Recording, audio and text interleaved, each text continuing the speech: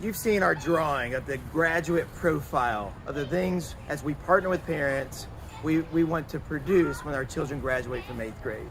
One of the big areas is called growth mindset. And it's this idea that we can always improve, always grow. And it really starts by being based on a humble posture within a grace-based culture. And in a lot of ways, it's founded in scripture. It comes from the heart of a humble God who tells us he dwells in the lowly and contrite hearts. We also see that just played out in best practices, even in entrepreneurial practices of when it's a mindset of feel free to fail. In fact, in our elementary assemblies, Marilyn every Friday talks about, she calls them Friday failures, of people who grew through their failures and did amazing world-changing feats. But to have a grace-based culture, to have a growth mindset culture, it's got to permeate everywhere. And so during the year, and especially at the end of each year, as a school, we're always thinking, what are areas for us to grow? We don't ever want to have the mindset, we achieved it. We just want to maintain this new status quo. We always want to grow.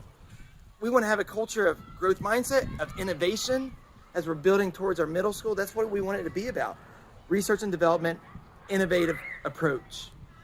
It's different than saying, you got an A+, you don't need to do anything else, you've mastered this. It's saying, where can you grow? And every student can always grow. We can always grow. We'll be sending out a survey in the next couple weeks to getting your feedback. I want to hear what we're doing well in your eyes because we want to strengthen those. We want to play off our strengths. I want to hear areas we can improve. We're already aware of different areas. I'll give you one example right now. We made the plan starting in January for elementary next year. Fridays would be an early dismissal.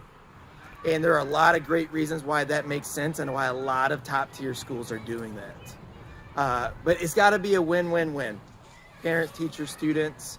And we've gotten some feedback that's too big of a jump for the first year. And so we're going to change. We're going to growth mindset it. We're actually going to parallel what neighboring districts are doing here and taking one Friday a month to do an early dismissal where we're going to allow our teachers to do group planning, and then we're going to use another super lunch during the week. We call them super lunches, where the kids have an hour of recess with different personnel while our teachers are meeting with administration for professional development. We really want to continue to develop our teachers. We also want to give them time for group think, because innovation comes out of a group think much more than just an individual. So we are moving that way, but we're pivoting from the original plan of doing every Friday. We're going to do it one Friday a month. And that's an area where we want to continue to get feedback, grow together with you guys, always be growth mindsetting, free to fail, but not to live in failure, right? But use failure to continue to grow, innovate, and become better and better as we inspire world changers together.